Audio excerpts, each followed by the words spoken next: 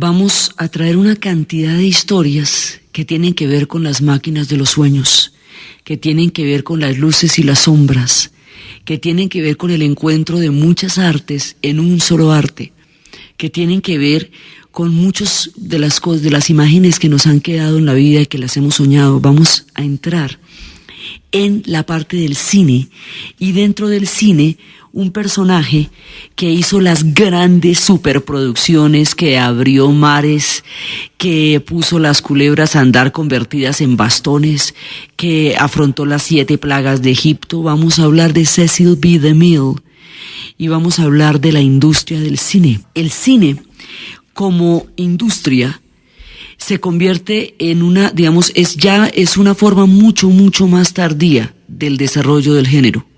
De todo lo que hemos visto es el más reciente, pero coge el bagaje de toda la cultura antigua. El cine primero necesitó del desarrollo de la fotografía y del desarrollo del fonógrafo, que son aspectos que le van a dar dinamismo a la realidad, son aspectos que se van a ir desarrollando. Entonces, primero que todo necesitábamos la fotografía. La fotografía era, la primera parte que necesitábamos para esto. La idea de las imágenes en movimiento es una idea que se ha trabajado mucho, pero lo primero era la fotografía. Ahora, antes de que la fotografía exista, nosotros tenemos una capacidad, una posibilidad que no tiene, digamos, que es muy particular del género humano y que es la que permite que el cine exista, y es la capacidad de retener las imágenes en la retina. Cuando una imagen se proyecta sobre una retina, la imagen, una vez alejada, sigue formando parte de la retina por unos segundos más. Es decir, de los ojos no se le desaparece la imagen inmediatamente, está fuera del contacto con lo que la produce, sino que unos segundos más la imagen perdura en la retina. Esos segundos más que la imagen perdura en la retina son la base de que podamos hacer cine, porque es a esos segundos a los que se va a dar todo este encuentro.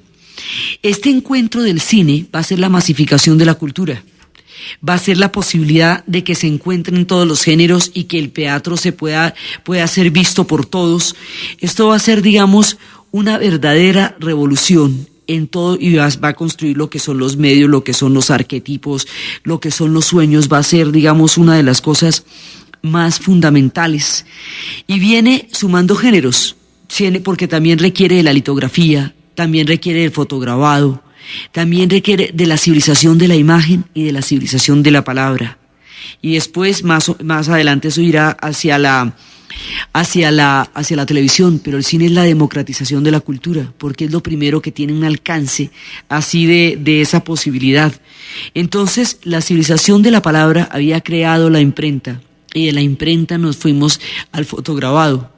La civilización de la imagen había creado la fotografía, las emulsiones de la fotografía, y a partir de la fotografía ya empezamos a tener otro de los elementos. Entonces, el cine va a combinar todas las artes, porque por un lado está la gente que está trabajando con la fotografía, por otro lado está la gente que está trabajando con las cámaras oscuras, con los fenómenos de la luz. Por otro lado está la gente que está trabajando con la animación, y todos juntos van a encontrar una cosa que no deja de ser mágica, y es cómo lograr combinar todos esos elementos, lograr que la animación, que la fotografía se pueda mover en secuencias, que se pueda proyectar, que se pueda hacer en tiras que sean películas, que la luz la pueda proyectar sobre una imagen. Todo eso se está haciendo al mismo tiempo. Entonces hay gente que está experimentando con diferentes partes. Hay gente que está trabajando con la lente, exclusivamente con la gente. Hay gente que está trabajando con la luz, hay gente que está trabajando con la animación, y hay gente que está trabajando con el fotograbado y con la fotografía. Cada uno de estos inventos por su lado recorre la historia de la humanidad desde sus orígenes. Entonces, y cada uno de estos inventos se van a encontrar en una posibilidad que es el cine. Entonces, por un lado, la idea de la animación siempre ha estado presente. Ahí en las cuevas de los cavernícolas, en el arte rupestre, hay bisontes de 8 patas simulando el movimiento. Hay en las ánforas griegas y en las vasijas encontradas en los templos asirios y en las esculturas de la antigüedad lo que significan el movimiento, la idea del movimiento. Las sombras chinescas originalmente son de Java, no son de la China, son de Java. Java es una de las islas, la más grande de Indonesia, y es desde allí donde aparecen estas marionetas, todas recubiertas de una gran cantidad de adornos que se proyectan sobre la pared. De allá vienen las sombras chinescas. La idea de la linterna mágica, que es la que produce ese juego de luz y sombras, es tan antigua, que Platón ideó el mito de la caverna a partir del invento de la linterna mágica. Eso es lo que cuentan los cronistas. La idea de la caverna era que si un hombre estaba atado y detrás de él había una vela y la vela proyectaba solamente sombras y con otros dos hombres atados, y se les decía que eso no eran sino las sombras de una realidad vívida, tridimensional, real, que estaba fuera de la caverna, y que lo que ellos veían eran las sombras proyectadas a través de la vela, que si a estos hombres se les desataba, se les llevaba a ver la realidad en todo su colorido, y luego a uno solo, y luego se le llevaba de nuevo a la caverna, los demás no iban a concebir lo que él vio, pensarían que estaba completamente loco y se voltearían contra él por no creer que había mundos diferentes a aquel que veían. Esa era la analogía que establecía Platón para hablar de lo que era el mundo de las ideas y el mundo de el mundo de los cuerpos, que era como una especie de imitación del mundo de las ideas. Entonces, de este mito de la caverna, que hace a la teoría fundamental de la filosofía platónica, es sobre eso que va a armar el mundo ideal, y es en torno al mundo ideal que va a estructurar todo su pensamiento filosófico. Dicen que se basó en la linterna mágica, pero dicen también que en 1640 un jesuita la crea y empieza a experimentar con ella. El invento existe desde hace muchísimo tiempo, pero empieza a experimentar con ella. Y que luego se van empezando a hacer más experimentos con el fotograbado, con todo esto de lo que va a ser la imagen, hasta que Joseph Nikifor Niepce resuelve el problema cuando logra fijar químicamente la fotografía en el interior de una cámara oscura. En ese momento es que realmente va a lograr que la fotografía exista. Porque se ha venido trabajando con la luz y se ha venido trabajando con la imagen, pero ¿cómo fijarla? ¿En dónde la va a fijar usted? ¿Y por medio de qué? Entonces él fue el que descubrió, el químico, que fijaba la imagen en una cámara oscura, y ahí nace la fotografía.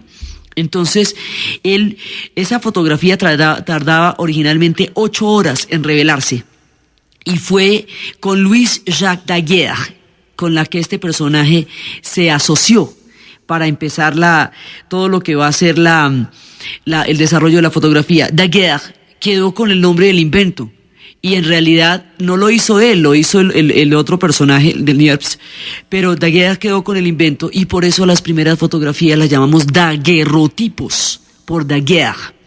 Entonces ellos trabajaban sobre la fotografía, y esto ya empieza a darnos un punto fundamental. Entonces tenemos la fotografía, tenemos la persistencia retiniana, que es la que descubre Peter McRoger en 1824, que es esa inercia de visión que proyecta las imágenes durante fracciones de segundo después de retirado el objeto.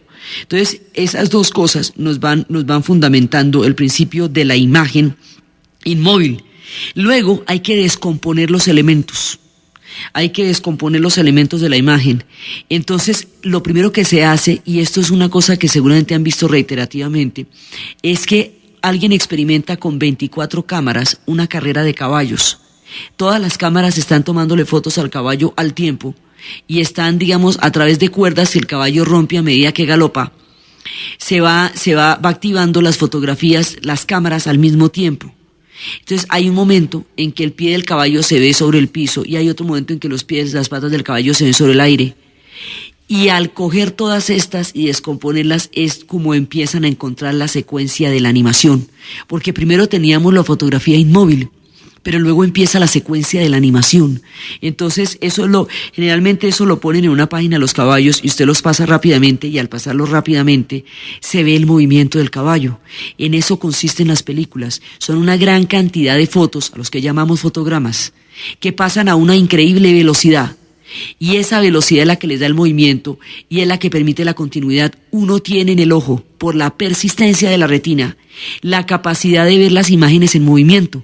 Si las imágenes desaparecieran inmediatamente después del registro visual, uno vería las personas entrecortadas, como se ven cuando se ponen las luces en las discotecas que se encienden y se apagan.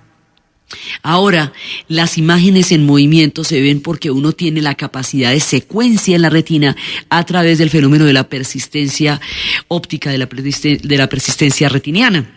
Entonces ya con el movimiento que lo habíamos buscado desde las cavernas, que lo habíamos buscado a través de las ánforas, con la fotografía, con la imagen inmóvil, con la posibilidad de darle movimiento a esa imagen, se empieza a sintetizar lo que va a desarrollar el cine. Entonces, por un lado, hay un desarrollo tecnológico que es el que se va dando de las cámaras, toda la gente que va trabajando con las cámaras. Hay un desarrollo físico que es el que se va trabajando con las luces. Hay un desarrollo químico que es el que se va trabajando con la fotografía. Y se va recogiendo todo el bagaje de las civilizaciones. Y después, entre las 1500 patentes que hizo Edison, por ejemplo, estaba la película de celuloide, que tenía perforaciones cada 5 milímetros y era flexible, era resistente, era transparente y era totalmente inflamable, absolutamente inflamable. Eso era, digamos, de los problemas más grandes que tenían. Por eso es que uno va a ver en Cinema Paraíso ese incendio que le costará la vida al querido personaje de Alfredo, porque las películas eran altamente inflamables. Entonces, esas películas, digamos, él se inventó el celuloide. Digamos, entre las muchas cosas que patentó el celuloide, de la película con celuloide y con las perforaciones. Las tiras de película, digamos, ya esta película convertida en tiritas, que es la que se puede enrollar en un carrete. Esa película convertida en tiritas se la inventó un tipo de apellido Kodak. Y ahí empieza, digamos, ya la posibilidad de enrollar las películas y poderlas meter en las latas donde uno las está llevando. Entonces se van juntando todos estos inventos, se va juntando la imagen, la animación, la fotografía, la luz, la cámara, la persistencia en la retina, la búsqueda milenaria del movimiento, la imagen, la palabra, las civilizaciones a través de todo esto, y da una síntesis perfectamente prodigiosa y mágica que va a producir una cosa que no se parece a nada y que nadie ha visto antes, y que cuando la van a ver van a quedar completamente estupefactos y sorprendidos de una manera increíble. Va a producir la mayor de las magias que la tecnología produce, el cine. Cuando todas estas cosas estaban ocurriendo, corría el año de 1895. En ese año era la guerra de los Estados Unidos y Cuba contra España, la famosa guerra donde Hertz y Pulitzer se dieron a conocer en sus fantasiosas historias periodísticas. En ese año era la sangrienta guerra de los Boers, en las cuales los colonos holandeses querían independizarse del Imperio Británico en Sudáfrica, desatando una de las guerras más terribles de principios de siglo. En ese año también los japoneses entran en Pekín, empezando un ciclo de invasiones que destruiría la China durante muchísimo tiempo. En ese año existía un asunto diplomático que verdaderamente conmocionó los cimientos de la sociedad francesa, conocido como el Affaire Dreyfus, en la cual el capitán André Dreyfus fue acusado y deshonrado por el ejército francés de haber suministrado información a los alemanes en la guerra que libraban Alemania contra Francia por Alsacia y los territorios de Alsacia y Lorena. Fue degradado y llevado a la Isla del Diablo, a Cayena, y allí en la Isla del Diablo duró 15 años, mientras un ardoroso y escritor sed de justicia que se llamaba Émile Zola proclamó un artículo que se llamaba J'accuse, yo acuso, y a través de su profunda investigación descubre que no solamente Dreyfus era inocente, sino que sí había un culpable, que era de origen húngaro, llamado Esterházy, pero que la condena a Dreyfus había sido el producto del antisemitismo que a Dreyfus lo habían condenado por judío, única y exclusivamente, y que lo había condenado la sociedad francesa, porque tanto la intelectualidad como los círculos militares, como los círculos políticos, asumieron la condena sin ninguna verificación, porque el antisemitismo presente en la cultura francesa lo hacía una víctima propicia para un crimen de Estado como la traición. Cuando descubren esto, la comunidad judía internacional decide que no va a tolerar nunca más este tipo de cosas, y que de ahí en adelante la búsqueda será por la creación de un Estado, y es cuando empiezan a formar un juramento. Un año después harían un juramento que se llamaría Sion, y los que creerían en ello serían los sionistas, y empezarían a buscar lo que sería el Estado de Israel, y eso lo crearía Teodoro Herzl. Pero fue el affaire Dreyfus lo que la llama, la chispa que prendió la idea de un Estado judío. En aquel año también, en 1895, los italianos intentaban una aventura colonial en Abisinia, con poquísimo éxito, y habían sido valientemente desalojados por los habitantes de Abisinia y de Etiopía, y más adelante lo volverían a intentar ya en 1935 con desastrosísimas y calamitosas condiciones y consecuencias. Corría este año tan lleno de sucesos, cuando la máquina de la vida, como la llamaban, una magia de luz y sombra, fue una idea que tenían dos hermanos. Eran los hermanos Lumière. Esta idea, ellos ya la tenían lista y la querían exhibir a ver qué pasaba. Ellos le habían puesto un nombre bastante complicado que se llamaba cinematógrafo, que viene de kinema, del griego movimiento, y grafos, escritura, la escritura del movimiento, el movimiento escrito. Se fueron a donde funcionaba un billar, y allá donde funcionaba un billar, en ese lugar pidieron alquilarlo por unos días, y estas películas se iban a proyectar durante 15 minutos en lapsos de cada media hora. El costo era de £1 y el alquiler era de 30 francos. El dueño del café, donde antes funcionaba el billar, le parecía tan sospechoso el invento y tan poco probable su éxito, que no aceptó un porcentaje por las entradas, ni el 20% ni nada de eso, sino aceptó una cuota fija, de manera que se la tuvieran que pagar, ganara o no. Entonces estos personajes alquilaron un salón que quedaba en el Boulevard 14 del Capuchino, que queda a las orillas del Sena, y era donde funcionaba antes el billar. Era la semana de Navidad, y en esa semana de Navidad, por £1 la hora, en el salón que se conocía con el nombre de Salón Indien, ellos empezaron a proyectar lo que ellos llamaban crónicas de la realidad. Para que la gente se viera interesada en el invento, escribieron en un cartel en letra cursiva que era lo que las personas iban a ver, y decían que Cinématographie Lumière. Entonces ellos decían lo siguiente: este aparato, inventado por Auguste y Louis Lumière, permite recoger en serie de pruebas instantáneas todos los movimientos que durante cierto tiempo se suceden ante el objetivo, y reproducir a continuación estos movimientos proyectando a tamaño natural sus imágenes sobre una pantalla y ante una sala entera. Esa era la descripción que en el cartel había de lo que se llamaba el cinematógrafo.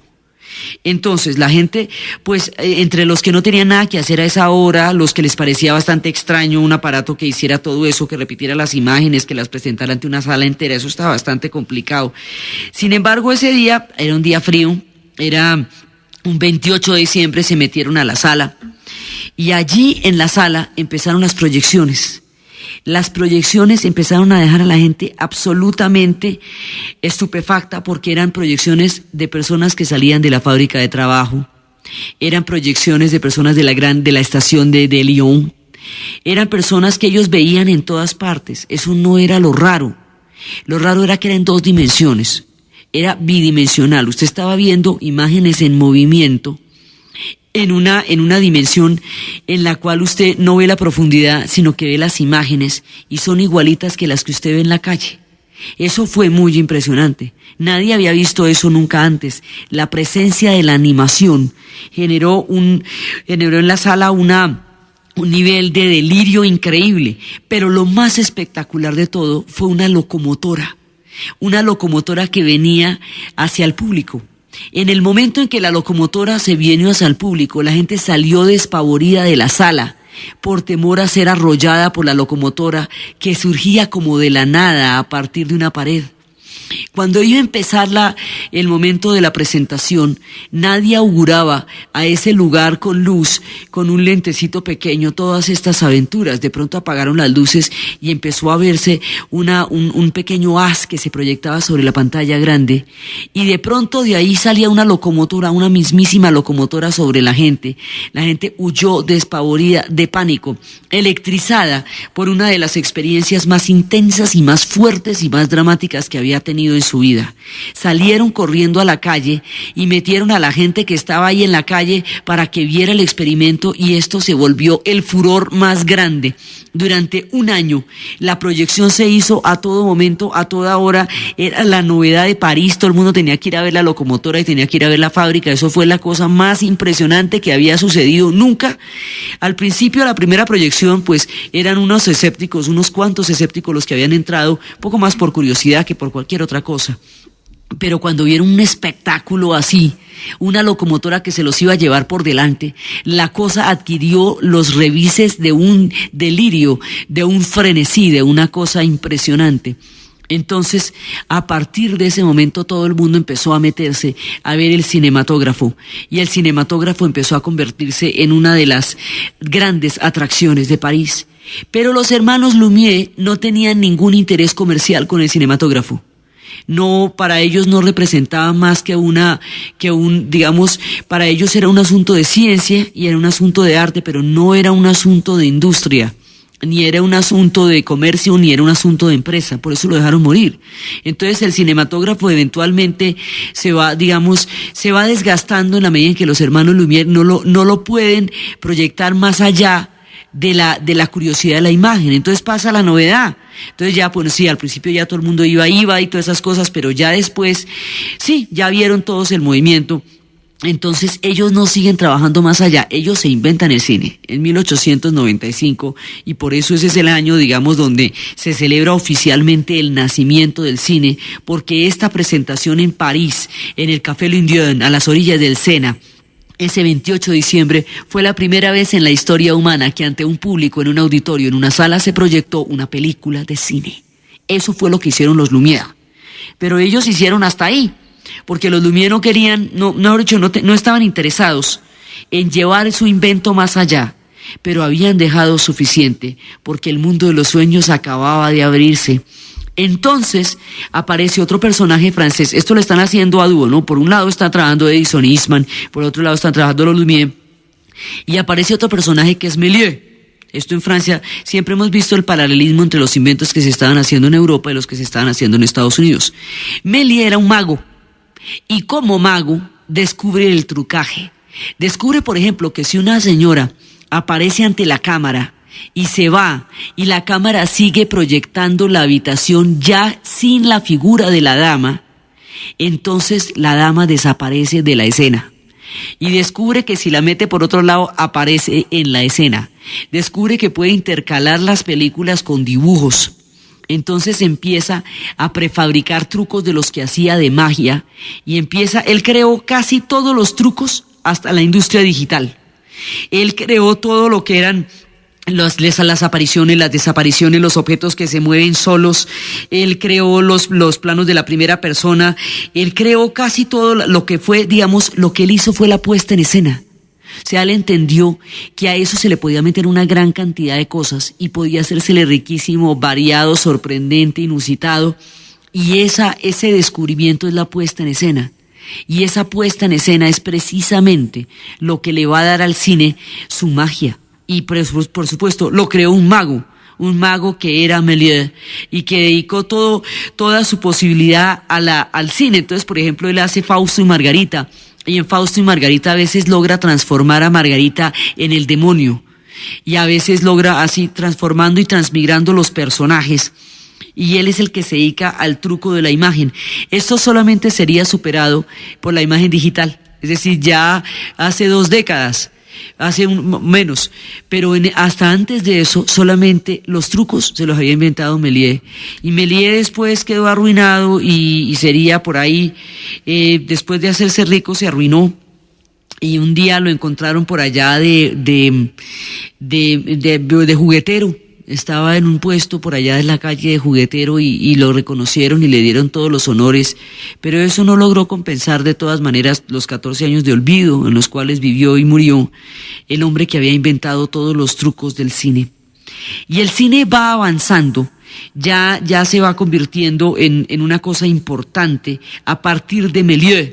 Se va convirtiendo en una cosa importante, y en los Estados Unidos, los que están trabajando el cine, Edwin Porter introduce en el cine una temática que va a ser completamente novedosa y que va a marcar la historia del cine: el western, el mundo del oeste, porque en aquella época se estaban expandiendo las fronteras del oeste, y el oeste era la epopeya americana, porque era la frontera libre, la frontera por colonizar, y eran toda esta cantidad de familias. Entre finales del siglo XIX y comienzos del siglo XX, 40 millones de europeos emigran hacia América, norte y sur. Entonces, cuando llegan a la América del Norte, estos granjeros que vienen de tan lejos, que traen a sus hijos y traen toda su esperanza para llegar a tener una tierra en el oeste, esa epopeya, los peligros que enfrentan, los grandes escenarios naturales, porque el cine europeo era un cine de espacios cerrados, era un cine que recuperaba el teatro, pero no había logrado deshacerse del formato del teatro. Los actores todavía tenían esta posición fija de las obras de teatro, los escenarios eran cerrados, los espacios reducidos, el arte todavía, digamos, muy parecido a la pintura, se va a sacar de la pintura, pero aquí, con el western, se introducen los escenarios naturales, grandiosos, gigantescos, la pradera, el arroyo, los ríos. Y aquí vamos trabajando en lo que va a ser el cine como espectáculo, ya en lo que va a formar el cine como espectáculo y el cine como industria, que es donde va desarrollándose una de las grandes empresas de este siglo, que es la industria del cine. A partir de ese momento, cuando el cine se vuelve ya el oeste, el cine se va a ir encaminando hacia lo que va a ser la industria. Y por el otro lado, este personaje empieza a utilizar las estrellas. Ya empiezan a aparecer las estrellas como personajes que todo el mundo recuerda, reconoce y quiere volver a ver una y otra vez en las películas, y que le van a dar ese toque tan ensoñador a lo que son las películas. En ese momento hay otra idea. La otra idea es el seriado, y el seriado se convierte en tomado de la literatura, porque el cine se va a nutrir muchísimo de la literatura, tomado de las novelas de Alejandro Dumas. La idea es que usted puede empezar una historia en una película y continuarla en la siguiente y continuarla en la siguiente. Ese seriado que empieza a generar toda esa expectativa y empieza a generar toda esa intriga, que hoy son, por ejemplo, la Guerra de las Galaxias o la saga del Padrino, que son seriados en el cine. Ese seriado empieza a aparecer en esta época a partir de las novelas de Alejandro Dumas. Al universo del western y a los seriados se le va a añadir un invento inglés, que son las persecuciones, que le van a dar al cine una increíble factura. Las persecuciones empiezan por un vagabundo que se roba una cesta y que luego se esconde, y luego lo persigue la policía y él empieza a meterse por las callejuelas. Esa es la primera persecución. Esto terminaría pues en Terminator, esto se volvería pues, mejor dicho, ya las películas de Bruce Willis, pero empezó con el vagabundo de la cesta que atribuían los ingleses. Entonces ya tenemos el universo del western, ya tenemos los seriados, ya tenemos las cestas, después de tener todas las condiciones técnicas para desarrollar lo que va a ser el cine. Entonces empieza la guerra de las patentes. Y la guerra de las patentes va a ser terrible, porque los que están involucrados en el invento del cine como tal, en el desarrollo tecnológico, van a crear una compañía de patentes, y esa compañía de patentes se llamará la compañía de patentes de imágenes en movimiento, la Motion Picture Patents Company, o sea, la compañía de patentes de imágenes en movimiento. eso se vuelve un trust. Y ese trust lo dirige Edison. Entonces, porque bueno, él también tenía sus laditos. Entonces, Edison dirige este trust. ¿Y esto qué significa? Que nadie, absolutamente nadie, puede filmar películas sin pasarles a ellos un porcentaje por el costo de la patente. Pero resulta que esto es un invento colectivo, lo está inventando todo el mundo como estamos viendo, porque para esa gracia pues habría que patentar, darle las patentes también a los fotógrafos, a los grabadores, pero ellos lograron hacer el negocio del trust y lograr patentar esto. Entonces todos los cineastas independientes van a verse lesionados por la estructura de las patentes, porque así las películas no se podrían hacer, porque lo que usted pagaría en costos de derechos a los patentes no le permitiría trabajar para hacer sus propias patentes, sus propias películas. Entonces empiezan a aparecer una serie de personajes independientes. Las patentes se hacían sobre el celuloide, pero la idea también era que, por ejemplo, Kodak, que era el que había inventado el rollo de la película, a él no le interesaba la exclusividad de la patente, al contrario, a él le interesaba era que se difundiera la película, porque entre más películas se vendieran, pues mejor para él, más compras habría. Entonces resulta que hay una pelea feroz ya por los derechos, porque esto es una tecnología tan nueva y tan novedosa y de tanta magia que la gente no sabe qué hacer con esto. Entonces los independientes se niegan a pagar las patentes, quieren hacer patentes, quieren hacer películas sin estar montado en las patentes. Entonces el hacer cine se vuelve clandestino. Todo el mundo tiene cámaras, todo el mundo empieza porque las cámaras son como ensambladas, cada cual las ensambla como mejor las puede, donde le quepan las películas. Entonces los independientes empiezan a buscar la manera de hacer cine sin que le caigan los de las productoras, les decomisen las películas y les quemen las cintas. Ahora, el cine atravesó antes de esta época por un escaño gravísimo, y es que fue que en París, en un teatro, en el día de un bazar de caridad, el teatro se incendió precisamente. Un inexperto proyeccionista puso la máquina mal y inmediatamente el celuloide se quemó, y una lengua de fuego devoró el teatro, y más de 130 personas murieron quemadas. A partir de ahí el cine entró casi en un punto de prohibición, porque se decía que era peligrosísimo.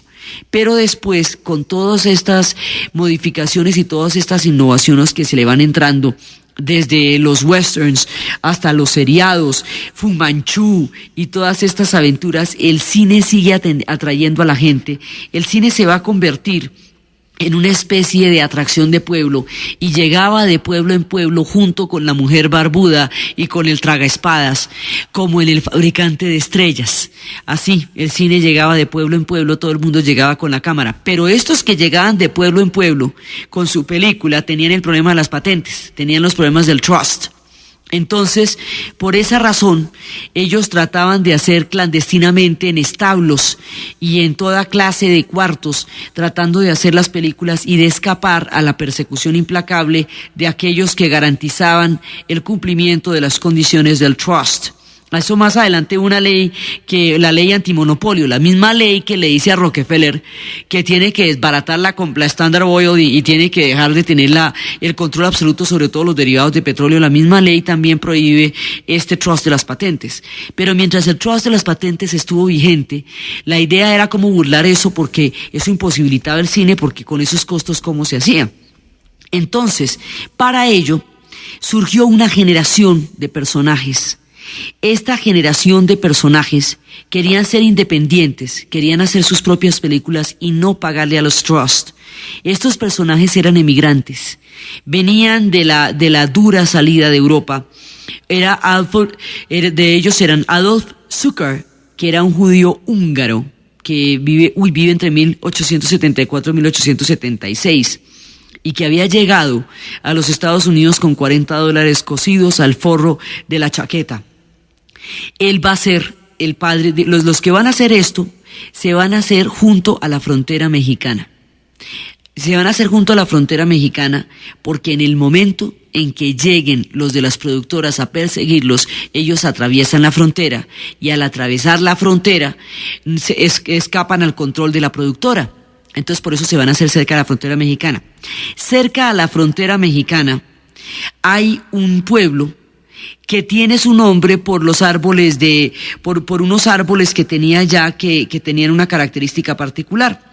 Ese era un pueblo de granjeros y ellos se fueron allá por la cercanía con la frontera. Allá en ese pueblo ellos van a tratar de instalar sus películas independientes y ese pueblo se llamaba así por los acebos, por los árboles los árboles acebos que eran abundantes en esa zona. La esposa de un granjero le había llamado a ese pueblo Hollywood, porque era el Holly por acebos y Wood por bosque, el bosque de los acebos. Allá se fueron estos personajes tratando de huirle a la persecución de los que iban a pedirles la plata por las patentes.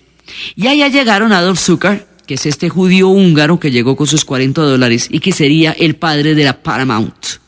Allá llegaría Carly Mail, que era un judío alemán que llegó también con $50 en el bolsillo y que fundaría la Universal. Allá llegaría William Fox, un judío húngaro quien regentaría, quien tenía una tintorería. Y también llegaron los hermanos Warner, que eran de origen judío polaco y que lo que tenían era una fábrica de repuestos de bicicletas. Allá llegó Marcus Lewy, que fue quien se asoció con un personaje que se llamaba Samuel Goldish. Samuel Goldish cambió su nombre por el de Samuel Goldwyn. Y Goldwyn sería el apellido con el que haría la Metro Golden Mayer. Y Goldwyn se asociaría con Cecil B. DeMille para crear la Metro. Entonces, las industrias que se vendrían a crear serían como parte del surgimiento de una cinematografía independiente a la estructura de las patentes, que era la que tenía Edison, huyendo de las persecuciones y de los impuestos y de las copias que les quemaban y de los rollos que les decomisaban. Estos personajes, casi todos judíos, menos Cecil B. DeMille, irían allá a Hollywood a trabajar y cada cual crearía una empresa que serían los grandes estudios de la Universal, la Metro Goldwyn Mayer, la Paramount y la 20th Century Fox. Y con eso crearían el mundo más destellante de todos, el mundo de Hollywood. Y llegaron así, emigrantes con lo que tenían puesto huyendo de las patentes. Entonces, ahora sí nace el cine como industria. Con los hermanos Lumière nace el cine como tal, como invento. Con Méliès el trucaje en el cine, con Daguerre la fotografía y con Niepce la fotografía. Pero ahora lo que va a pasar más allá del movimiento es que el cine se va a volver una industria. Y se va a volver una industria y esto va a ser una cosa que va a ser de masas y que va a tener la mitología del western americano y que va a tener todas las grandes praderas. Además, esto queda ahí en el oeste, directamente ahí donde se podían verificar estas historias tan absolutamente impresionantes que se habían desarrollado en el oeste y en la conquista del oeste. Durante muchísimo tiempo la conquista del oeste, como fue creada por los colonos y hecha por los que lo conquistaron, mostraba solo su punto de vista.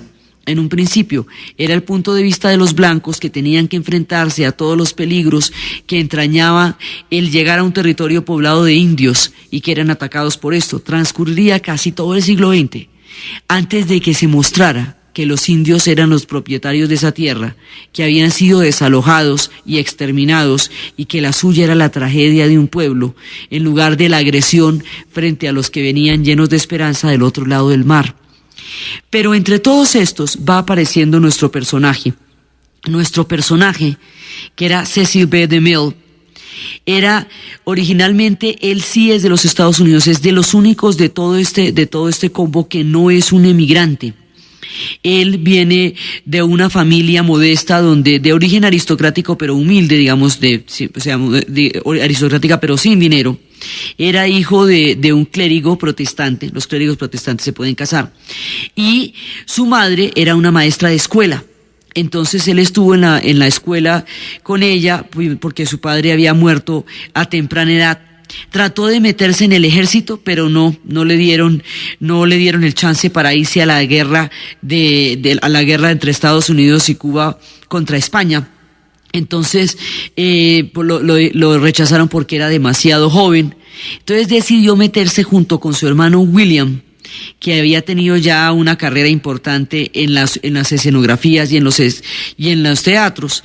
Cecil se mete con su hermano William y decide meterse a la nueva academia, a la Academia Dramática de New York, a la Academia de Arte Dramático de Nueva York, y allá empieza a estudiar.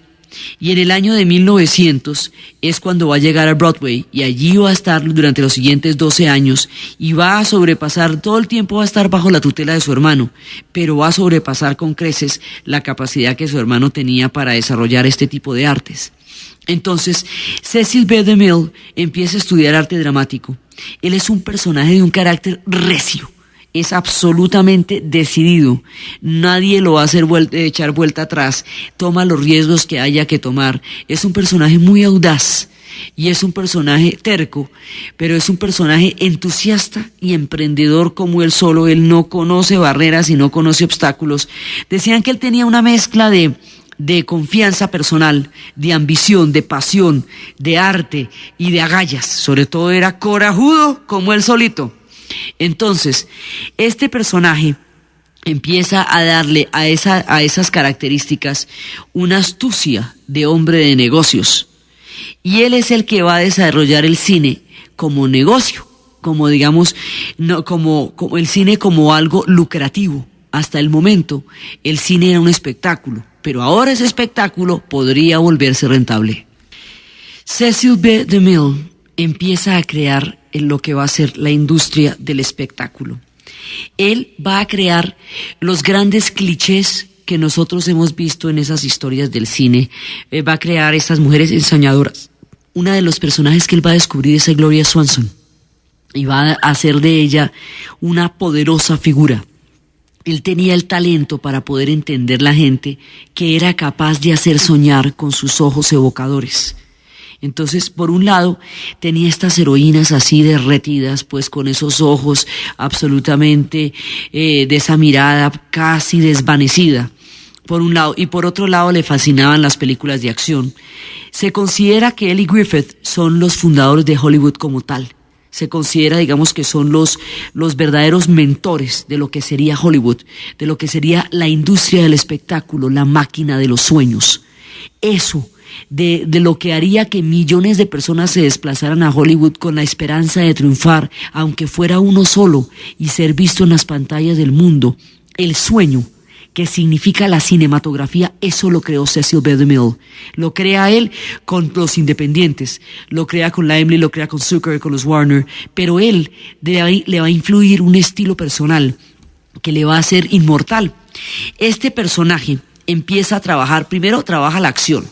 Entonces hay una película donde va a haber una balacera que hay 2 puertas y le dice a Bill, el actor, que las balas que tiene la pistola son balas de verdad, así que pilas, porque esa escena solamente se puede filmar una vez y cuando lo llamen tiene que disparar. Dice, pero ¿para qué va a usar balas de verdad? Dice, para ser realistas. El cine tiene que ser real, la gente tiene que sentir que lo que uno les está mostrando está pasando de verdad. Dice, pero eso pone en peligro la vida de los otros actores. Ninguno de ellos tiene que estar por ahí para el momento en que usted empiece a disparar. Entonces ya cuando se iba a rodar la escena, pues el otro asustadísimo le dice, y otra cosa, no se equivoque, porque sería muy peligroso. Entonces claro, el otro dice, pues por la vida de los actores, porque es que no tengo sino 2 puertas, entonces no voy a poder filmar la escena sino una sola vez. Así, digamos, era de frenético para lo que eran sus películas. Le gustaba el peligro, le gustaban todas estas epopeyas. Entonces él se va metiendo con el cine y la temática, él va a crear la industria, va a crear las grandes estrellas, va a crear las grandes temáticas. Entonces él empieza a transformar lo que va a ser la idea del cine, a forjar lo que va a ser la idea del cine. Empieza por supuesto con el cine mudo y empieza a convertirse el cine en un instrumento de conversión cultural, de transformación cultural. Se empiezan a verse imágenes legitimadas de arte, de entretención, en un periodo profundamente dividido por la xenofobia, por las tensiones raciales, por los problemas de clases. El cine se vuelve como un promotor de ideales, de sueños, de esperanzas. Entonces, eso es lo que él logra entender. Él logra entender que el cine es una máquina de sueños y logra crear, digamos, dicen también que es el padre de la cultura, de la sociedad del consumo, porque a través del cine empieza a crear lo que es la idea de una sociedad de consumo en un momento en que las necesidades eran absolutamente básicas y que particularmente en el oeste la cosa era todavía muchísimo más primitiva. Entonces, él entiende el cine como entretenimiento. Él entiende el cine como arte y entiende el cine como género. Entonces él empieza a buscarle todas las posibilidades y en sus películas pues habrá matrimonios, habrá interacción familiar, rituales domésticos, habrá conflictos entre valores, habrá dilemas morales, habrá nuevas nociones de personalidad. Habrá de melodramas sentimentales, eso sí no le va a fallar a nadie. Los melodramas sentimentales van a ser pues de las cosas que más va a llevar del cine.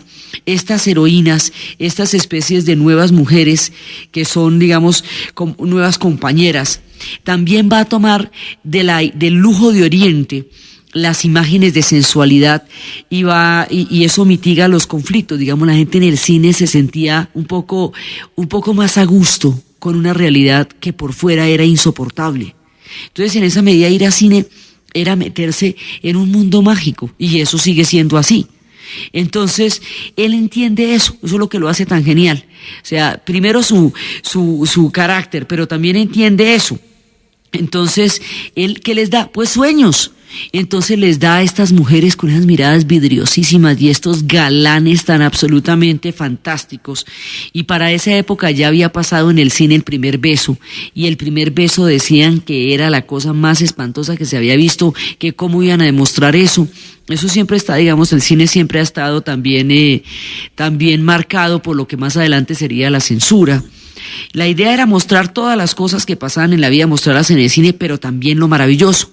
No solamente lo cotidiano, sino el gran espectáculo, el show.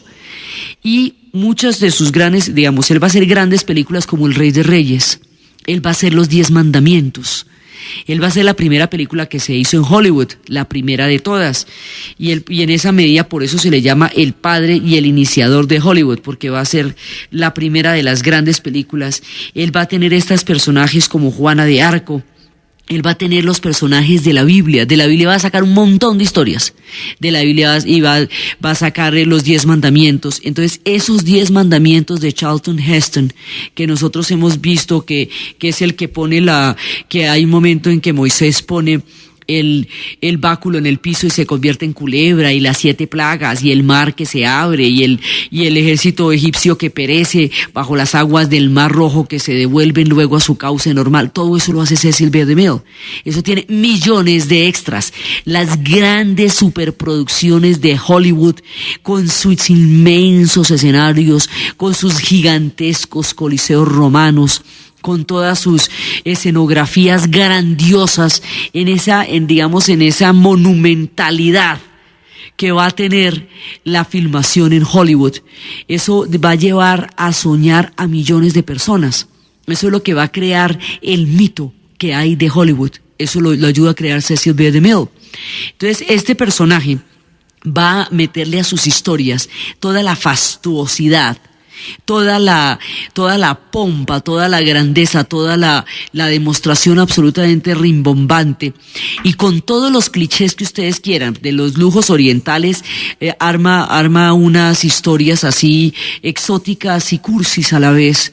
Va a crear una serie de estereotipos, todo lo que nosotros conocemos como los clichés, esas rubias tremendas, esos ojos vidriosos, esas plumas orientales, esas joyas en los brazos, todo eso que hace a las grandes divas como seres casi míticos, inalcanzables, como se veía Gloria Swanson con esas plumas en el pelo y con esa investidura de collares de perlas que le ceñía la cintura. Todo eso lo inventa Cecil B. DeMille.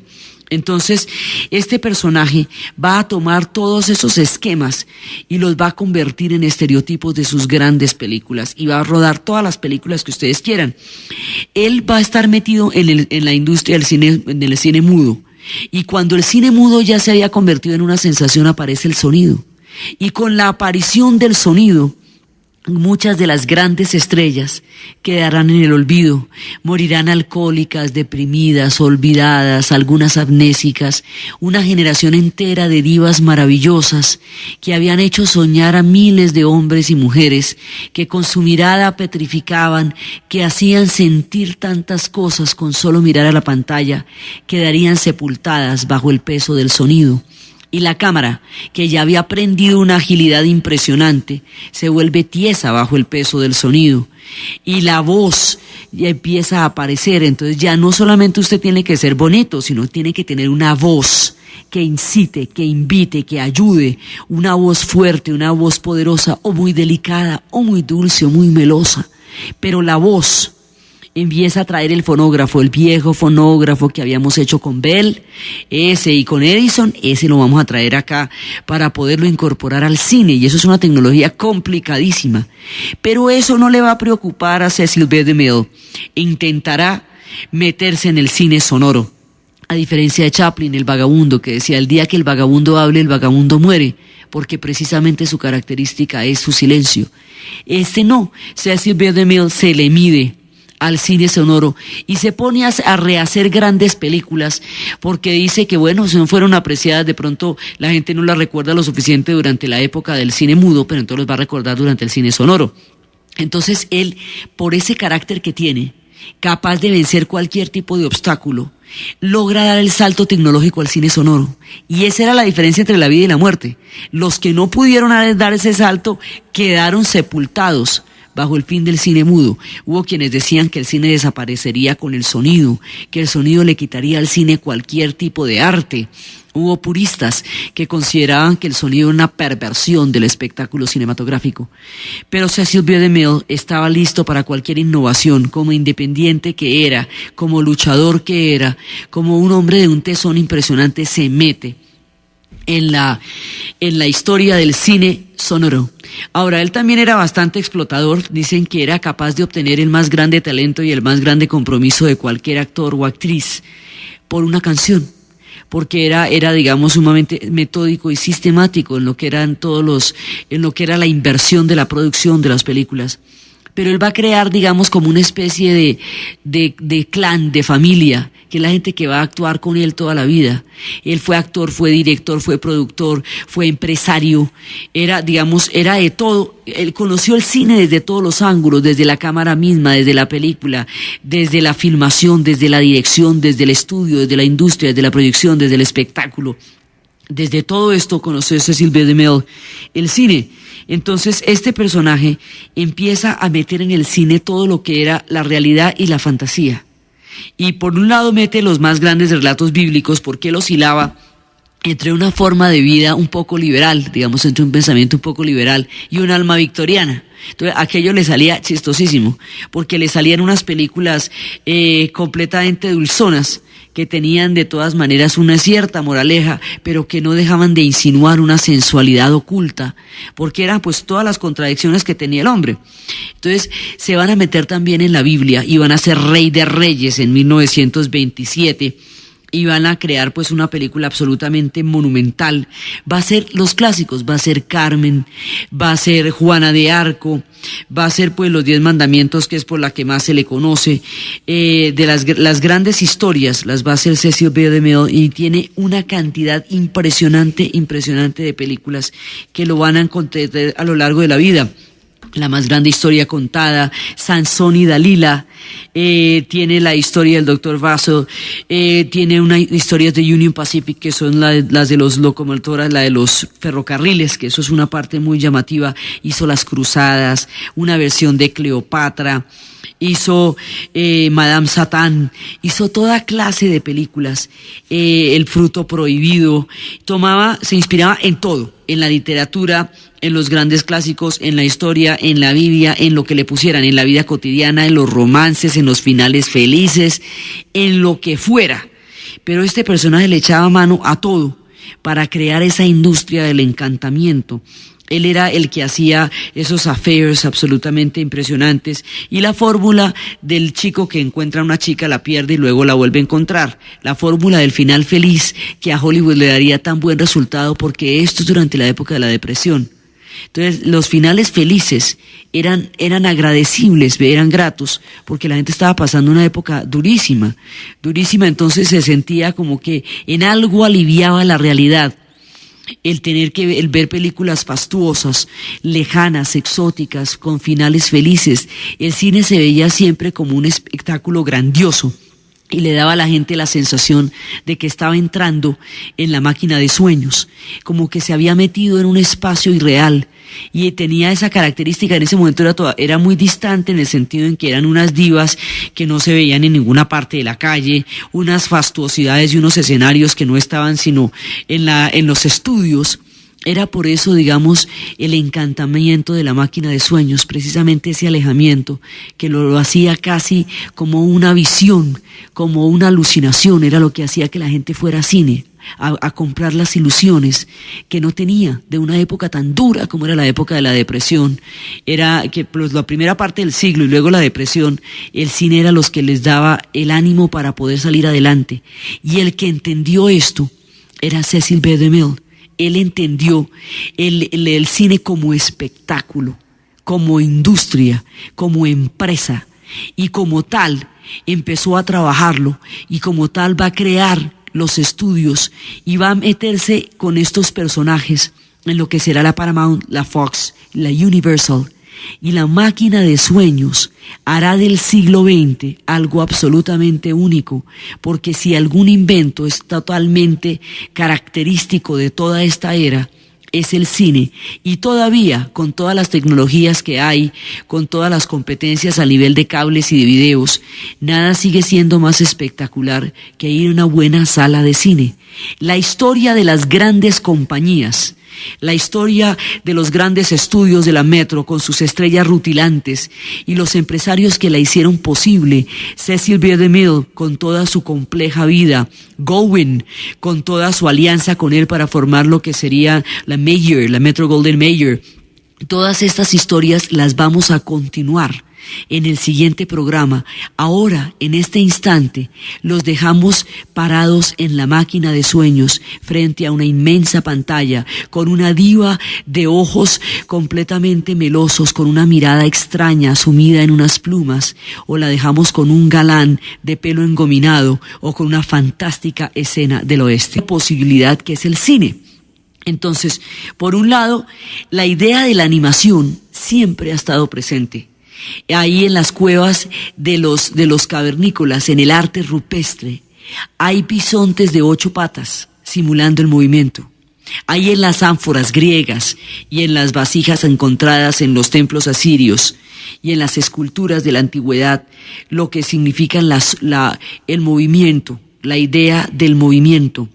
Las sombras chinescas originalmente son de Java, no son de la China, son de Java. Java es una de las islas, la más grande de Indonesia, y es desde allí donde aparecen estas marionetas, todas recubiertas de una gran cantidad de adornos que se proyectan sobre la pared. De allá vienen las sombras chinescas. La idea de la linterna mágica, que es la que produce ese juego de luz y sombras, es tan antigua, que Platón ideó el mito de la caverna a partir del invento de la linterna mágica. Eso es lo que cuentan los cronistas. La idea de la caverna era que si un hombre estaba atado y detrás de él había una vela y la vela proyectaba solamente sombras, y con otros dos hombres atados, y se les decía que eso no eran sino las sombras de una realidad vívida, tridimensional, real, que estaba fuera de la caverna, y que lo que ellos veían eran las sombras proyectadas a través de la vela, que si a estos hombres se les desataba, se les llevaba a ver la realidad en todo su colorido, y luego a uno solo, y luego se le llevaba de nuevo a la caverna, los demás no iban a concebir lo que él vio, pensarían que estaba completamente loco y se voltearían contra él por no creer que había mundos diferentes a aquel que veían. Esa era la analogía que establecía Platón para hablar de lo que era el mundo de las ideas y el mundo de el mundo de los cuerpos, que era como una especie de imitación del mundo de las ideas. Entonces, de este mito de la caverna, que hace a la teoría fundamental de la filosofía platónica, Es sobre eso que va a armar el mundo ideal y en torno al mundo ideal que va a estructurar todo su pensamiento filosófico. Dicen que se basó en la linterna mágica, pero dicen también que en 1640 un jesuita la crea y empieza a experimentar con ella. El invento existe desde hace muchísimo tiempo, pero empieza a experimentar con ella. Y que luego se van empezando a hacer más experimentos con el fotograbado, con todo esto de lo que va a ser la imagen, hasta que Joseph Nikifor Niepce resuelve el problema cuando logra fijar químicamente la fotografía en el interior de una cámara oscura. En ese momento es que realmente va a lograr que la fotografía exista, que estaba completamente loco y se voltearían contra él por no creer que había mundos diferentes a aquel que veían. Esa era la analogía que establecía Platón para hablar de lo que era el mundo de las ideas y el mundo de el mundo de los cuerpos, que era como una especie de imitación del mundo de las ideas. Entonces, de este mito de la caverna, que hace a la teoría fundamental de la filosofía platónica, es sobre eso que va a armar el mundo ideal y en torno al mundo ideal que va a estructurar todo su pensamiento filosófico. Dicen que se basó en la linterna mágica, pero dicen también que en 1640 un jesuita la crea y empieza a experimentar con ella. El invento existe desde hace muchísimo tiempo, pero empieza a experimentar con ella. Y que luego se van empezando a hacer más experimentos con el fotograbado, con todo esto de lo que va a ser la imagen, hasta que Joseph Nikifor Niepce resuelve el problema cuando logra fijar químicamente la fotografía en el interior de una cámara oscura. En ese momento es que realmente va a lograr que la fotografía exista. Porque se ha venido trabajando con la luz y se ha venido trabajando con la imagen, pero ¿cómo fijarla? ¿En dónde la va a fijar usted? ¿Y por medio de qué? Entonces él fue el que descubrió, el químico, que fijaba la imagen en una cámara oscura, y ahí nace la fotografía. Entonces, esa fotografía tardaba originalmente 8 horas en revelarse, y fue con Louis Jacques Daguerre con la que este personaje se asoció para empezar todo lo que va a ser el desarrollo de la fotografía. Daguerre quedó con el nombre del invento, y en realidad no lo hizo él, lo hizo el otro personaje del Niepce, pero Daguerre quedó con el invento, y por eso las primeras fotografías las llamamos daguerrotipos, por Daguerre. Entonces, ellos trabajaban sobre la fotografía, y esto ya empieza a darnos un punto fundamental. Entonces tenemos la fotografía, tenemos la persistencia retiniana, que es la que descubre Peter McRoger en 1824, que es esa inercia de visión que proyecta las imágenes durante fracciones de segundo después de retirado el objeto. Entonces, esas dos cosas nos van fundamentando el principio de la imagen inmóvil. Luego hay que descomponer los elementos. Hay que descomponer los elementos de la imagen. Entonces, lo primero que se hace, y esto es una cosa que seguramente han visto reiterativamente, es que alguien experimenta con 24 cámaras una carrera de caballos. Todas las cámaras están tomándole fotos al caballo al tiempo, y están, a través de cuerdas, si el caballo rompe a medida que galopa, va activando las fotografías inmóvil. Luego hay que descomponer los elementos. Hay que descomponer los elementos de la imagen. Entonces, lo primero que se hace, y esto es una cosa que seguramente han visto reiterativamente, es que alguien experimenta con 24 cámaras una carrera de caballos.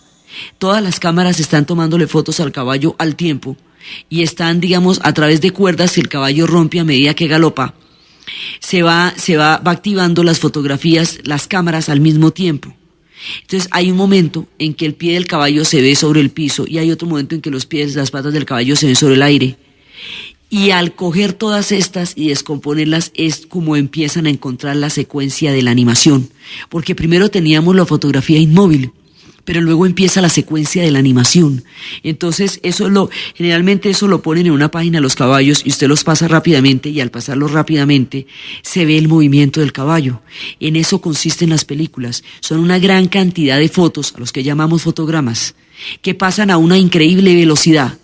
Y esa velocidad es la que les da el movimiento y es la que permite la continuidad. Uno tiene en el ojo, por la persistencia de la retina, la capacidad de ver las imágenes en movimiento.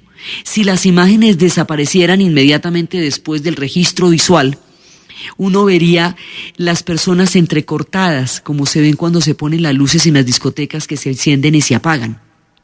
Ahora, las imágenes en movimiento se ven porque uno tiene la capacidad de secuencia en la retina a través del fenómeno de la persistencia óptica, de la persistencia retiniana. Entonces ya con el movimiento que lo habíamos buscado desde las cavernas, que lo habíamos buscado a través de las ánforas, con la fotografía, con la imagen inmóvil, con la posibilidad de darle movimiento a esa imagen, se empieza a sintetizar lo que va a desarrollar el cine. Entonces, por un lado, hay un desarrollo tecnológico que es el que se va dando de las cámaras, toda la gente que va trabajando con las cámaras. Hay un desarrollo físico que es el que se va trabajando con las luces. Hay un desarrollo químico que es el que se va trabajando con la fotografía. Y se va recogiendo todo el bagaje de las civilizaciones. Y después, entre las 1500 patentes que hizo Edison, por ejemplo, estaba la película de celuloide, que tenía perforaciones cada 5 milímetros y era flexible, era resistente, era transparente y era totalmente inflamable, absolutamente inflamable. Eso era, digamos, de los problemas más grandes que tenían. Por eso es que uno va a ver en Cinema Paraíso ese incendio que le costará la vida al querido personaje de Alfredo, porque las películas eran altamente inflamables. Entonces, esas películas, digamos, él se inventó el celuloide. Digamos, entre las muchas cosas que patentó el celuloide, de la película con celuloide y con las perforaciones. Las tiras de película, digamos, ya esta película convertida en movimiento, en una dimensión en la cual usted no ve la profundidad, sino que ve las imágenes y son igualitas que las que usted ve en la calle. Eso fue muy impresionante. Nadie había visto eso nunca antes. La presencia de la animación generó en la sala un nivel de delirio increíble, pero lo más espectacular de todo fue una locomotora que venía hacia el público. En el momento en que la locomotora se vino hacia el público, la gente salió despavorida de la sala por temor a ser arrollada por la locomotora que surgía como de la nada a partir de una pared. Cuando iba a empezar el momento de la presentación, nadie auguraba a ese lugar con luz, con un lentecito pequeño, todas estas aventuras. De pronto apagaron las luces y empezó a verse un pequeño haz que se proyectaba sobre la pantalla grande. Y de pronto de ahí salía una locomotora, una mismísima locomotora sobre la gente. La gente huyó despavorida, de pánico, electrizada por una de las experiencias más intensas y más fuertes y más dramáticas que había tenido en su vida. Salieron corriendo a la calle y metieron a la gente que estaba ahí en la calle para que viera el experimento, y esto se volvió el furor más grande. Durante un año la proyección se hizo a todo momento, a toda hora. Era la novedad de París. Todo el mundo tenía que ir a ver la locomotora y tenía que ir a ver la fábrica. Eso fue la cosa más impresionante que había sucedido nunca. Al principio, la primera proyección, pues eran unos cuantos escépticos los que habían entrado, poco más por curiosidad que por cualquier otra cosa. Pero cuando vieron un espectáculo así, una locomotora que se los iba a llevar por delante, la cosa adquirió los revises de un delirio, de un frenesí, de una cosa impresionante. Entonces, a partir de ese momento, todo el mundo empezó a meterse a ver el cinematógrafo, y el cinematógrafo empezó a convertirse en una de las grandes atracciones de París. Pero los hermanos Lumière no tenían ningún interés comercial con el cinematógrafo. No, para ellos no representaba más digamos, para ellos era un asunto de ciencia y era un asunto de arte, pero no era un asunto de industria, ni era un asunto de comercio, ni era un asunto de empresa. Por eso lo dejaron morir. Entonces el cinematógrafo eventualmente se va desgastando en la medida en que los hermanos Lumière no lo pueden proyectar más allá de la curiosidad de la imagen. Entonces pasa la novedad. Entonces ya, pues sí, al principio ya todo el mundo iba y todas esas cosas, pero ya después, sí, ya vieron todos el movimiento. Entonces ellos no siguen trabajando más allá, ellos se inventan el cine en 1895, y por eso ese es el año, digamos, donde se celebra oficialmente el nacimiento del cine, porque esta presentación en París, en el Café L'Indienne, a las orillas del Sena, va a lograr que la fotografía exista. porque se ha venido trabajando con la luz y se ha venido trabajando con la imagen, pero ¿cómo fijarla? ¿En dónde la va a fijar usted y por medio de qué? Entonces él fue el que descubrió el químico que fijaba la imagen en una cámara oscura y ahí nace la fotografía. Entonces, esa fotografía tardaba originalmente 8 horas en revelarse y fue con Louis Jacques Daguerre con la que este personaje se asoció para empezar todo lo que va a ser el desarrollo de la fotografía. Daguerre quedó con el nombre del invento y en realidad no lo hizo él, lo hizo el otro personaje del Niepce, pero Daguerre quedó con el invento y por eso las primeras fotografías las llamamos daguerrotipos, por Daguerre. Entonces ellos trabajaban sobre la fotografía y esto ya empieza a darnos un punto fundamental. Entonces tenemos la fotografía, tenemos la persistencia retiniana, que es la que descubre Peter McRoger en 1824, que es esa inercia de visión que proyecta las imágenes durante fracciones de segundo después de retirado el objeto. Entonces esas dos cosas nos van fundamentando el principio de la imagen inmóvil. Luego hay que descomponer los elementos. Hay que descomponer los elementos de la imagen. Entonces, lo primero que se hace, y esto es una cosa que seguramente han visto reiterativamente, es que alguien experimenta con 24 cámaras una carrera de caballos. Todas las cámaras están tomándole fotos al caballo al tiempo y están, digamos, a través de cuerdas. Si el caballo rompe a medida que galopa, va activando las fotografías, las cámaras al mismo tiempo. Entonces hay un momento en que el pie del caballo se ve sobre el piso y hay otro momento en que los pies, las patas del caballo se ven sobre el aire. Y al coger todas estas y descomponerlas es como empiezan a encontrar la secuencia de la animación. Porque primero teníamos la fotografía inmóvil, pero luego empieza la secuencia de la animación. Entonces generalmente eso lo ponen en una página los caballos y usted los pasa rápidamente y al pasarlos rápidamente se ve el movimiento del caballo. En eso consisten las películas. Son una gran cantidad de fotos, a los que llamamos fotogramas, que pasan a una increíble velocidad. Y esa velocidad es la que les da el movimiento y es la que permite la continuidad. Uno tiene en el ojo, por la persistencia de la retina, la capacidad de ver las imágenes en movimiento. Si las imágenes desaparecieran inmediatamente después del registro visual, uno vería las personas entrecortadas, como se ven cuando se ponen las luces en las discotecas que se encienden y se apagan. Ahora, las imágenes en movimiento se ven porque uno tiene la capacidad de secuencia en la retina a través del fenómeno de la persistencia óptica, de la persistencia. Y comienzos del siglo XX, 40 millones de europeos emigran hacia América, norte y sur.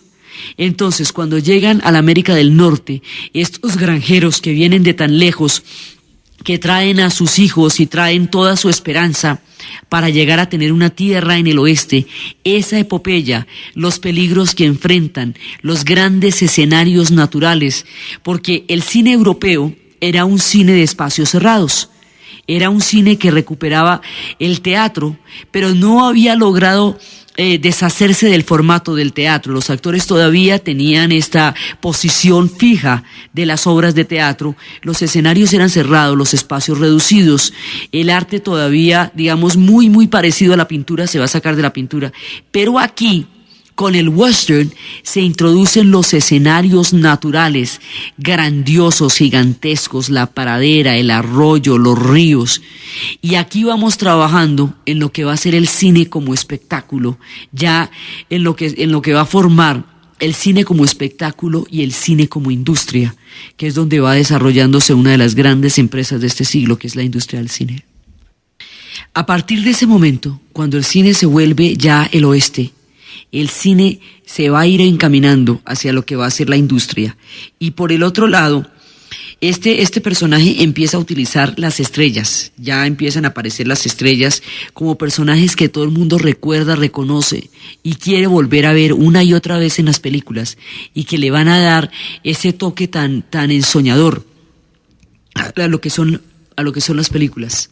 En ese momento hay otra idea. La otra idea es el seriado, y el seriado se convierte en tomado de la literatura, porque el cine se va a nutrir muchísimo de la literatura, tomado de las novelas de Alejandro Dumas. La idea es que usted puede empezar una historia en una película y continuarla en la siguiente y continuarla en la siguiente.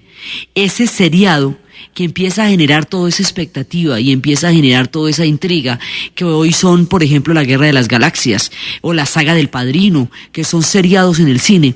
Ese seriado empieza a aparecer en esta época a partir de las novelas de Alejandro Dumas.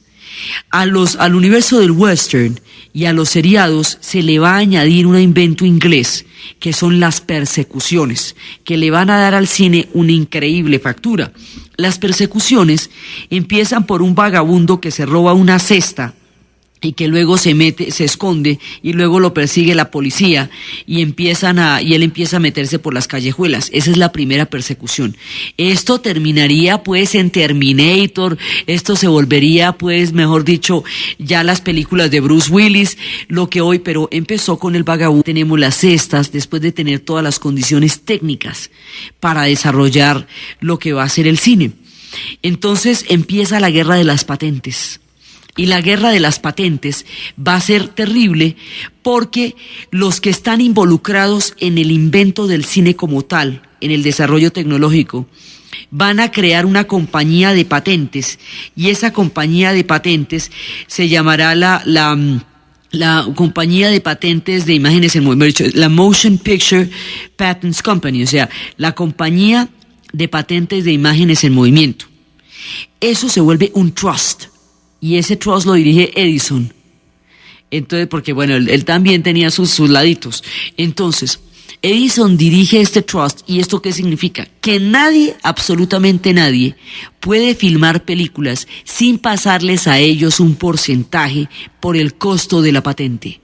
Pero resulta que esto es un invento colectivo, lo está inventando todo el mundo como estamos viendo, porque para esa gracia pues habría que darle las patentes también a los fotógrafos, a los grabadores, pero ellos lograron hacer el negocio del trust y lograr patentar esto. Entonces todos los cineastas independientes van a verse lesionados por la estructura de las patentes, porque así las películas no se podrían hacer, porque lo que usted pagaría en costos de derechos a los patentes no le permitiría trabajar para hacer sus propias patentes, sus propias películas. Entonces empiezan a aparecer una serie de personajes independientes. Las patentes se hacían sobre el celuloide, pero la idea también era que, por ejemplo, Kodak, que era el que había inventado el rollo de la película, a él no le interesaba la exclusividad de la patente, al contrario, a él le interesaba era que se difundiera la película, porque entre más películas se vendieran, pues mejor para él, más compras habría. Entonces resulta que hay una pelea feroz ya por los derechos, porque esto es una tecnología tan nueva y tan novedosa y de tanta magia que la gente no sabe qué hacer con esto. Entonces los independientes se niegan a pagar las patentes, quieren hacer patentes, quieren hacer películas sin estar montado en las patentes. Entonces el hacer cine se vuelve clandestino. Todo el mundo tiene cámaras, todo el mundo empieza porque las cámaras son como ensambladas, cada cual las ensambla como mejor las puede, donde le quepan las películas. Entonces los independientes empiezan a buscar la manera de hacer cine sin que le caigan los de las productoras, les decomisen las películas y les quemen las cintas. Ahora, el cine atravesó antes de esta época por un escaño gravísimo, y es que fue que en París, en un teatro, en el día de un bazar de caridad, el teatro se incendió precisamente. Un inexperto proyeccionista, 30 francos. El dueño del café, donde antes funcionaba el billar, le parecía tan sospechoso el invento y tan poco probable su éxito, que no aceptó un porcentaje por las entradas, ni el 20% ni nada de eso, sino aceptó una cuota fija, de manera que se la tuvieran que pagar, ganara o no. Entonces estos personajes alquilaron un salón que quedaba en el Boulevard 14 del Capuchino, que queda a las orillas del Sena, y era donde funcionaba antes el billar. Era la semana de Navidad, y en esa semana de Navidad, por un franco la hora, en el salón que se conocía con el nombre de Salón Indien, ellos empezaron a proyectar lo que ellos llamaban crónicas de la realidad. Para que la gente se viera interesada en el invento, escribieron en un cartel en letra cursiva qué era lo que las personas iban a ver, y decían que Cinématographie Lumière, entonces ellos decían lo siguiente: este aparato, inventado por Auguste y Louis Lumière, permite recoger en serie de pruebas instantáneas todos los movimientos que durante cierto tiempo se suceden ante el objetivo y reproducir a continuación estos movimientos, proyectando a tamaño natural sus imágenes sobre una pantalla y ante una sala entera. Esa era la descripción que en el cartel había de lo que se llamaba el cinematógrafo. Entonces la gente, pues entre los que no tenían nada que hacer a esa hora, los que les parecía bastante extraño un aparato que hiciera todo eso, que repitiera las imágenes, que las presentara ante una sala entera, eso estaba bastante complicado. Sin embargo, ese día era un día frío, era un 28 de diciembre, se metieron a la sala y allí en la sala empezaron las proyecciones. Las proyecciones empezaron a dejar a la gente absolutamente estupefacta, porque eran proyecciones de personas que salían de la fábrica de trabajo, eran proyecciones de personas de la estación de Lyon, eran personas que ellos veían en todas partes. Eso no era lo raro era que era en 2 dimensiones, era bidimensional. Usted estaba viendo imágenes en movimiento, en una dimensión en la cual usted no ve la profundidad, sino que ve las imágenes y son igualitas que las que usted ve en la calle. Eso fue muy impresionante. Nadie había visto eso nunca antes. La presencia de la animación generó en la sala un nivel de delirio increíble. Pero lo más espectacular de todo fue una locomotora que venía hacia el público. En el momento en que la locomotora se vino hacia el público, la gente salió despavorida de la sala por temor a ser arrollada por la locomotora, que surgía como de la nada a partir de una pared. Cuando iba a empezar el momento de la presentación, nadie auguraba a ese lugar con luz, con un lentecito pequeño de los cavernícolas en el arte rupestre. Hay bisontes de 8 patas simulando el movimiento. Hay en las ánforas griegas y en las vasijas encontradas en los templos asirios y en las esculturas de la antigüedad lo que significan el movimiento, la idea del movimiento. Las sombras chinescas originalmente son de Java, no son de la China, son de Java. Java es una de las islas, la más grande de Indonesia, y es desde allí donde aparecen estas marionetas, todas recubiertas de una gran cantidad de adornos que se proyectan sobre la pared. De allá vienen las sombras chinescas. La idea de la linterna mágica, que es la que produce ese juego de luz y sombras, es tan antigua, que Platón ideó el mito de la caverna a partir del invento de la linterna mágica. Eso es lo que cuentan los cronistas. La idea de la caverna era que si un hombre estaba atado y detrás de él había una vela y la vela proyectaba solamente sombras, y con otros dos hombres atados, y se les decía que eso no eran sino las sombras de una realidad vívida, tridimensional, real, que estaba fuera de la caverna, y que lo que ellos veían eran las sombras proyectadas a través de la vela, que si a estos hombres se les desataba, se les llevaba a ver la realidad en todo su colorido, y luego a uno solo, y luego se le llevaba de nuevo a la caverna, los demás no iban a concebir lo que él vio, pensarían que estaba completamente loco y se voltearían contra él por no creer que había mundos diferentes a aquel que veían.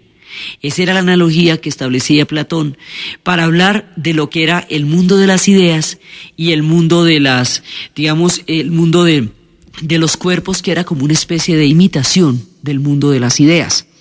Entonces, de este mito de la caverna, que hace a la teoría fundamental de la filosofía platónica, es sobre eso que va a armar el mundo ideal, y en torno al mundo ideal que va a estructurar todo su pensamiento filosófico.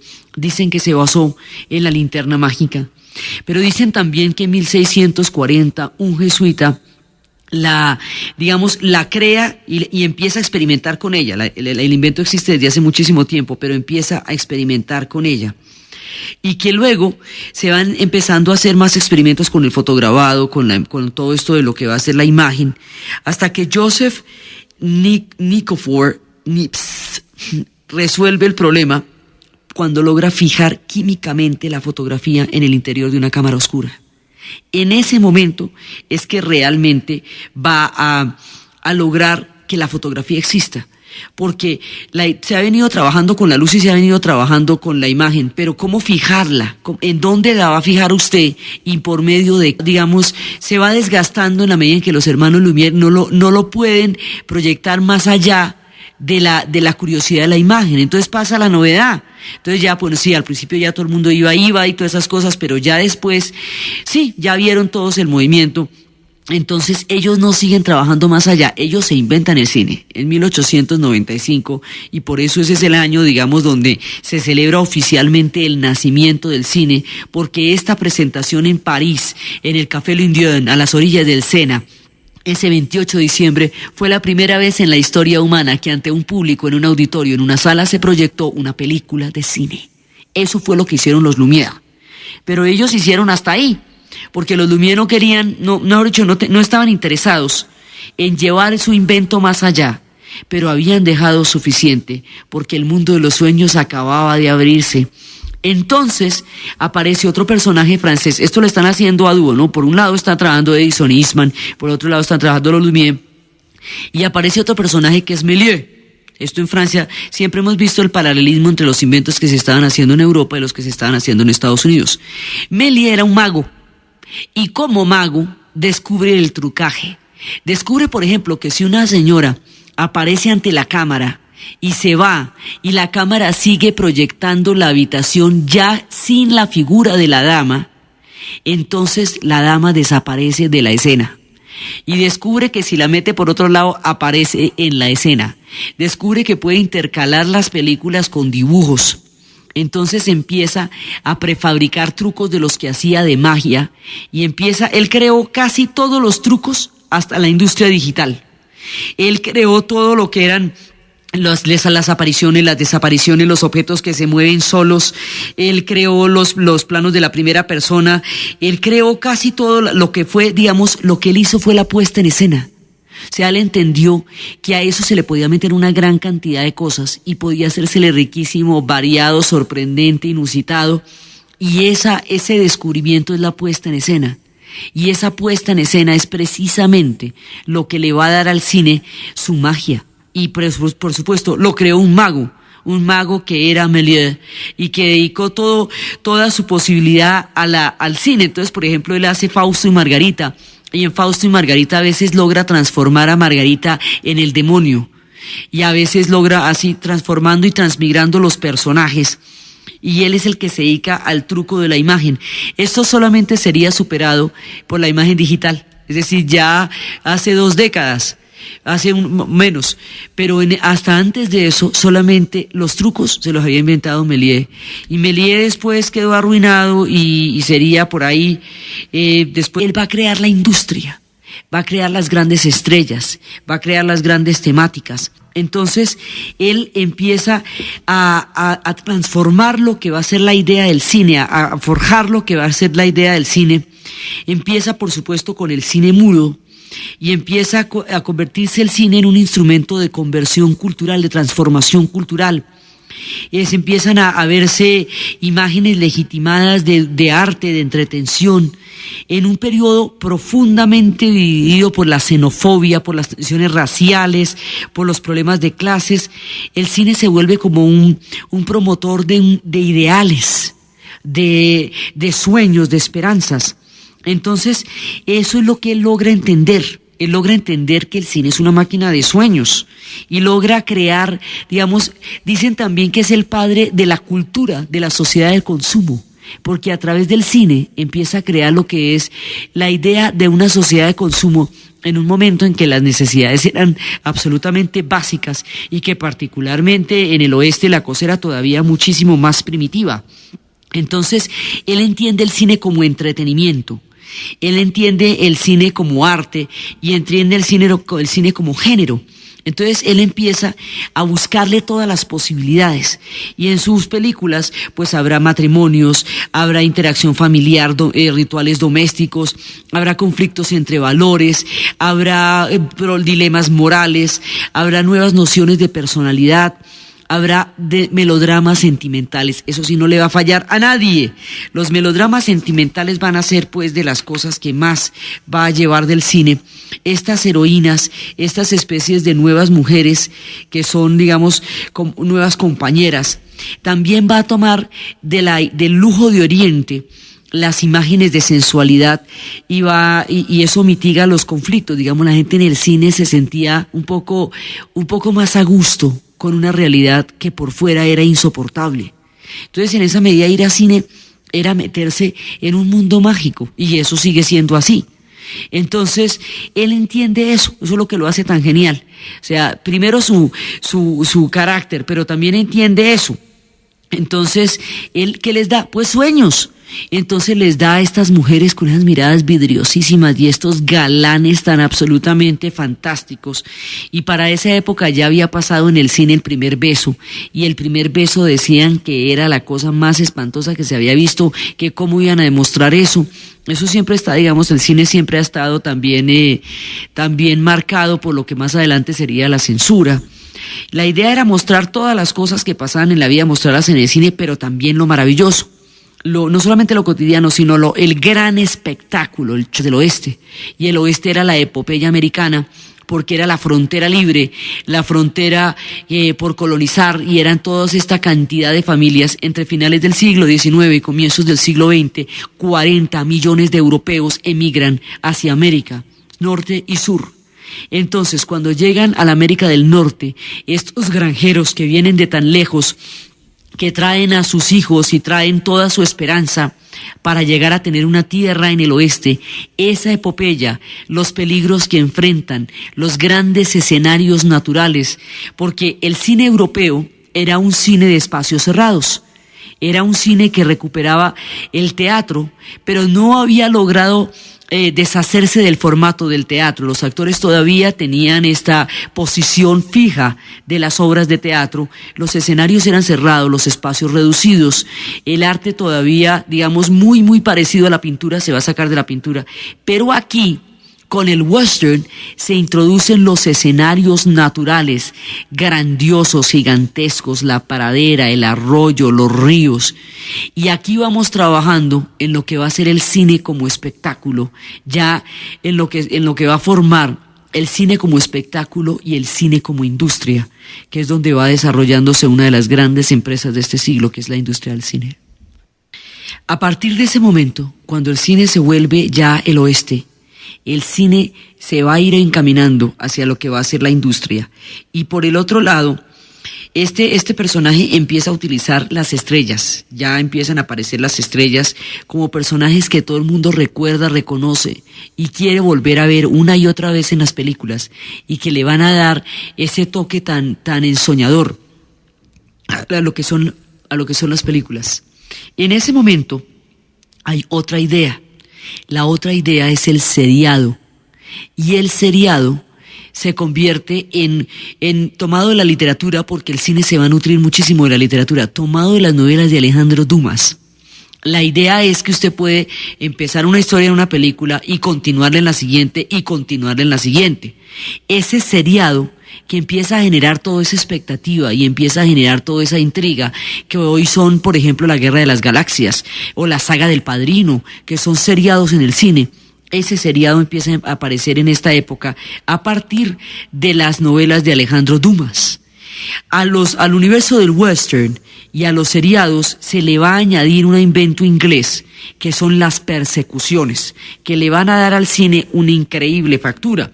Las persecuciones empiezan por un vagabundo que se roba una cesta y que luego se esconde, y luego lo persigue la policía y él empieza a meterse por las callejuelas. Este personaje empieza a utilizar las estrellas. Ya empiezan a aparecer las estrellas como personajes que todo el mundo recuerda, reconoce y quiere volver a ver una y otra vez en las películas, y que le van a dar ese toque tan ensoñador a lo que son las películas.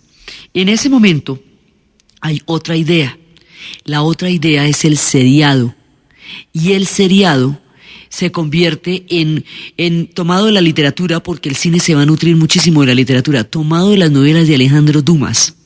La idea es que usted puede empezar una historia en una película y continuarla en la siguiente y continuarla en la siguiente. Ese seriado que empieza a generar toda esa expectativa y empieza a generar toda esa intriga que hoy son, por ejemplo, la Guerra de las Galaxias o la saga del Padrino, que son seriados en el cine. Ese seriado empieza a aparecer en esta época a partir de las novelas de Alejandro Dumas.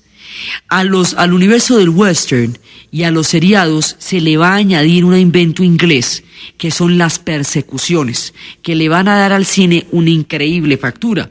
Las persecuciones empiezan por un vagabundo que se roba una cesta y que luego se esconde y luego lo persigue la policía y él empieza a meterse por las callejuelas. Esa es la primera persecución. Esto terminaría pues en Terminator, esto se volvería pues, mejor dicho, ya las películas de Bruce Willis, pero empezó con el vagabundo de la cesta que atribuían los ingleses. Entonces ya tenemos el universo de western, ya tenemos los seriados, ya tenemos las cestas, después de tener todas las condiciones técnicas para desarrollar lo que va a ser el cine. Entonces empieza la guerra de las patentes. Y la guerra de las patentes va a ser terrible porque los que están involucrados en el invento del cine como tal, en el desarrollo tecnológico, van a crear una compañía de patentes, y esa compañía de patentes se llamará la compañía de patentes de imágenes en movimiento, la Motion Picture Patents Company, o sea, la compañía de patentes de imágenes en movimiento. Eso se vuelve un trust, y ese trust lo dirige Edison. Entonces, porque bueno, él también tenía sus laditos.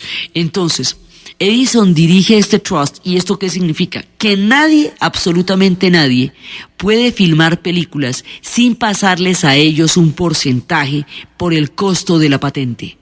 Pero resulta que esto es un invento colectivo, lo está inventando todo el mundo, como estamos viendo, porque para esa gracia pues habría que darle las patentes también a los fotógrafos, a los grabadores, pero ellos lograron hacer el negocio del trust y lograr patentar esto. Entonces todos los cineastas independientes van a verse lesionados por la estructura